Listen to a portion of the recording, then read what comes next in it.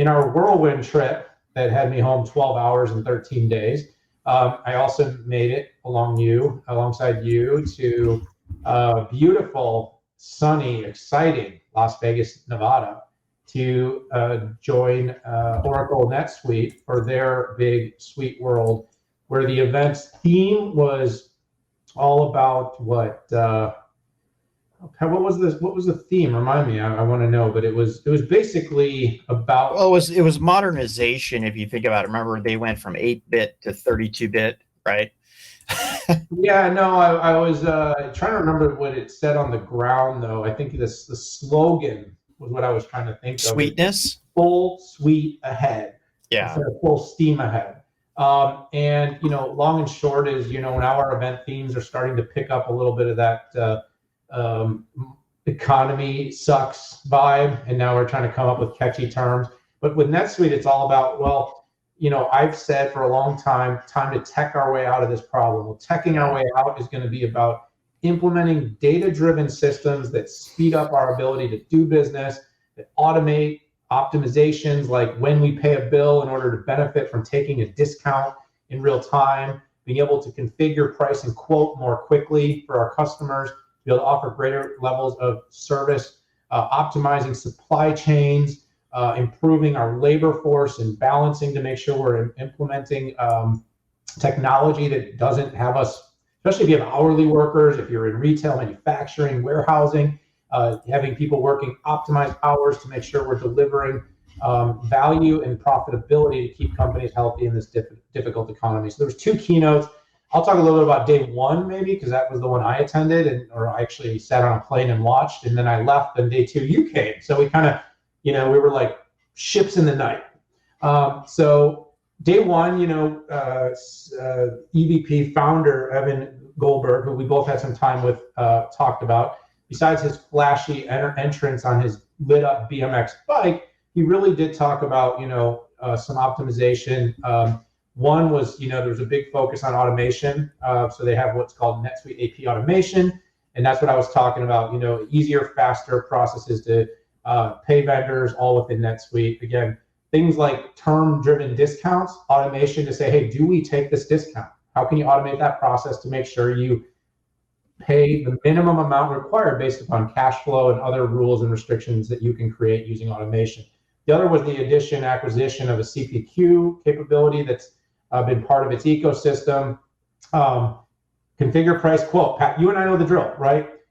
Quote fast, quote fast, quote fast. If you can get pricing back to customers, you win business. It's just the bottom line. So some of the other things that they focused on are shipping tools for supply chain, a people management tool, and an analytics warehouse, which is kind of interesting. So you're seeing, the back end of the company to be able to get do more third-party data integrations, using its analytics warehouse to be able to, data management, time to value and insight, and then, like I said, working with third-party tools. That was a lot of what was focused on the first day. I'll say in my conversation with Evan, I also asked him a lot about the macro with mid-sized businesses.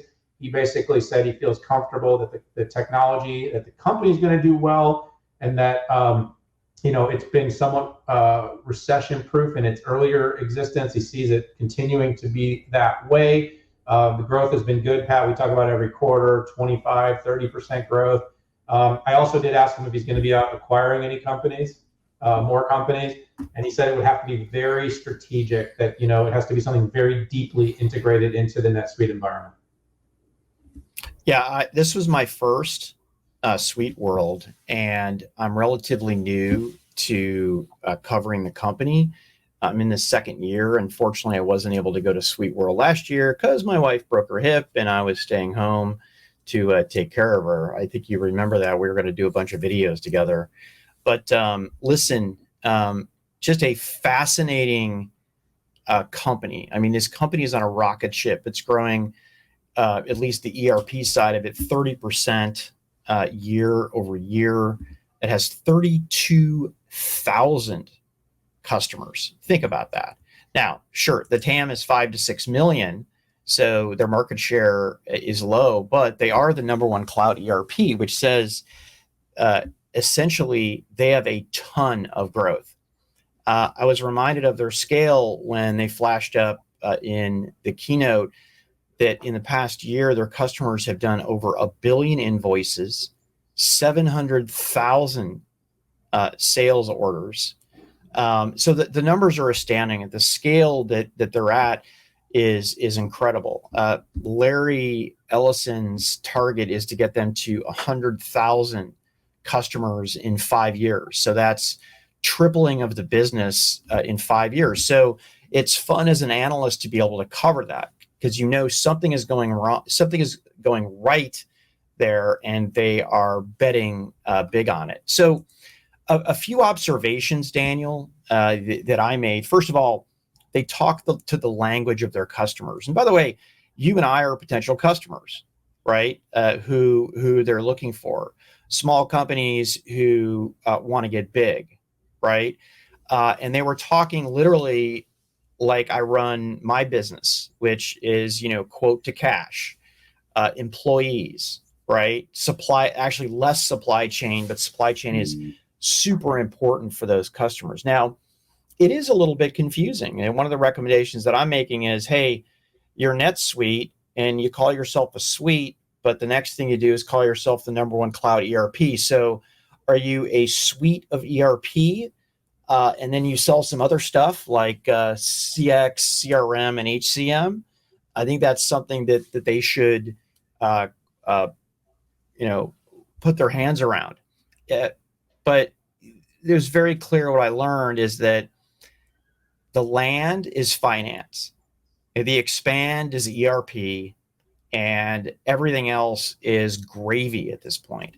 I do think the company, if they want to grow, they need to turn what I consider the gravy, which is the CX, CRM, and HCM, into world-leading businesses themselves to be able to compete better with the category killers.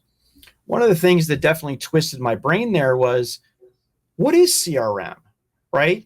Because inside of ERP, they have the ability to get all this information about customers, about orders, about order matching and configuration. So are they really putting stuff into ERP that you and I might call CRM? I might write an article about that, Daniel, because I think sometimes we're, as analysts, we like to put things in these special buckets. But then when we step back and we look at the way we really use stuff and the way we talk about it, it's definitely more of a soup than, an entree of meat on the side. I will hit on one of their biggest announcements. I'm going to write this up on Forbes, and that was the AP automation. And whether it's bill capture or bill matching and approvals, payment automation, payment reconciliation, and then a connection to an HSBC banking center. Watch this space, Daniel. I think it's going to be interesting. From my business point of view, I love this. It essentially says, hey, how do we automate getting paid, right? And by the way, I like AR automation better because it's us getting paid quicker. But this is an area that is a human sink, right? You throw people at all of this stuff, and if the company can view this AP automation as a leadership area and everybody jumps on it, there's going to be a tremendous amount of upside. Absolutely. Yep. That's what I was talking about with the AP automation as well. Streamline it, make it smart, make it so I pay at the right moment and maximize. And of course, if I can do so with the minimum amount of human interaction, nothing against humans, just let's use them for more important things.